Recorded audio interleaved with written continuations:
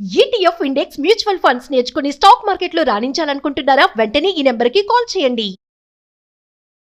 నమస్తే. నమస్తే అమ్మా. అమ్మా, ఉమ్. కొంతమంది ఉమ్. నేనే గొప్ప, ఉమ్.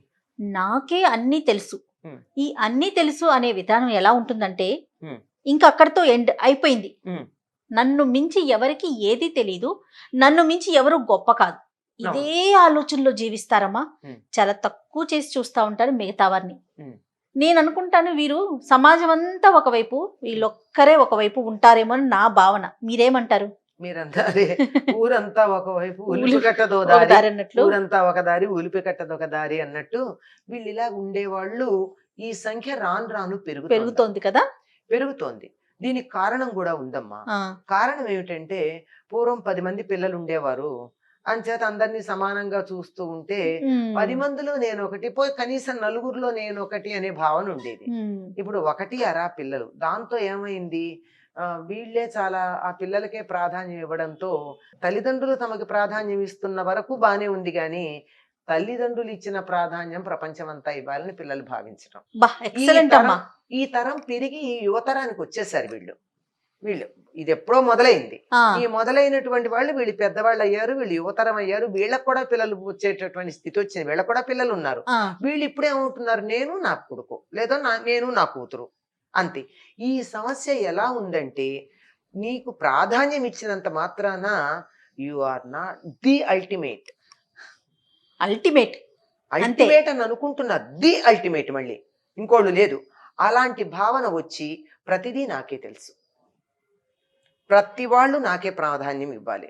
ఇప్పుడు ఎక్కడ నలుగురు వచ్చారనుకోండి, వాళ్ళ ప్రవర్తనలో మనకి చాలా బాగా కనపడుతుంది. ఈ నలుగురు రాగానే వాళ్ళు ముందు వస్తారు, అక్కడే నిలబడతారు, వెనక వాళ్ళు వచ్చేటటువంటి దానికి చోటు కూడా ఇవ్వరు. ఎంత బాధ, జరగండి అని చెప్పితే ఎంత ఇబ్బందికరంగా అనిపిస్తుంది. వారు నష్టపోరా?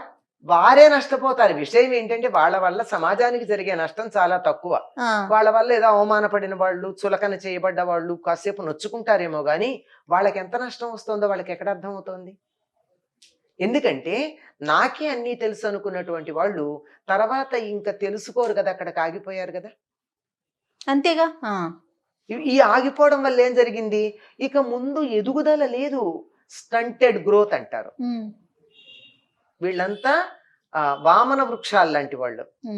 వామన వృక్షాలు లాంటి వాళ్ళు అంటే తెలుసు కదా, బోన్సాయ్. ఈ బోన్సాయ్ అంతే ఉంటుంది, దాని మొత్తం అంతా ఉంటుంది కానీ అంతే ఉంటుంది.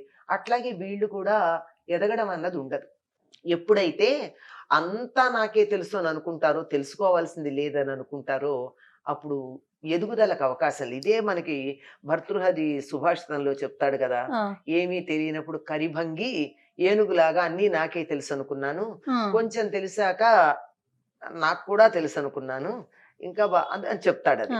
కానీ దీనికి సంస్కృతంలో చెప్తారు, మొట్టమొదట నాకే తెలుసు అనుకుంటాట, కొంచెం చదువుకున్నాక నాకు కూడా తెలుసు అనుకుంటాట.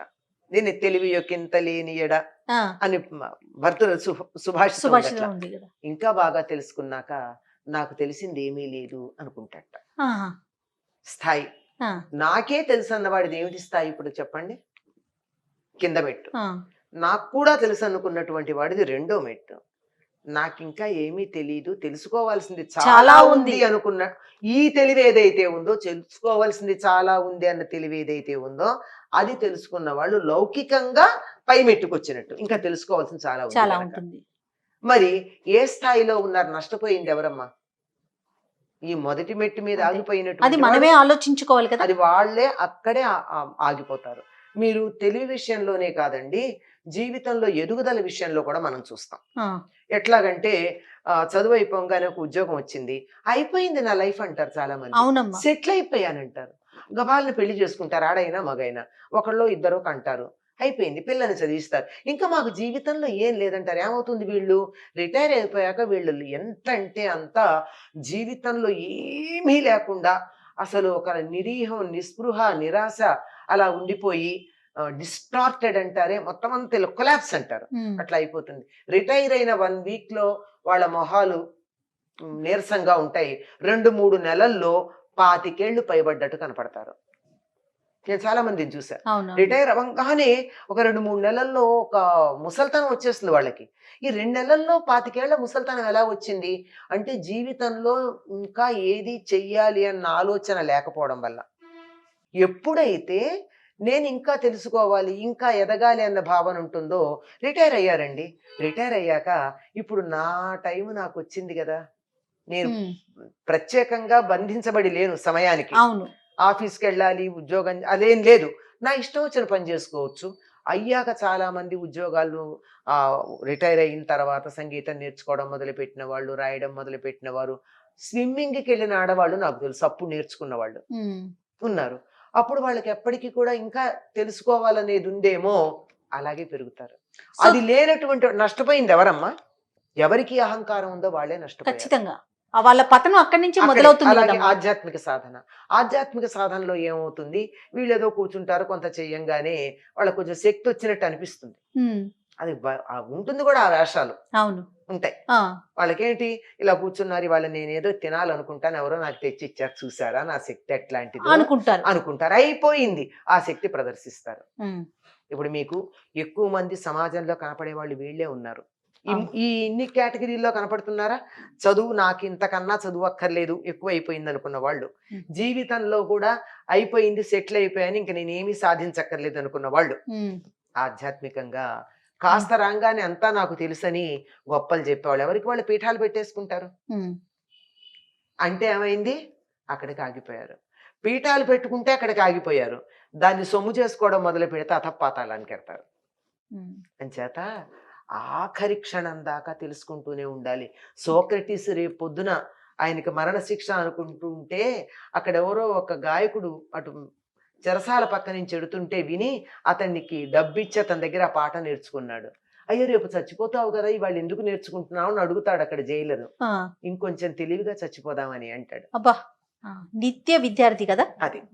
అందువల్లే బాల అనే శబ్దానికి అర్థం చెప్తారు, గ్రహణ ధారణ పటుహు బాల.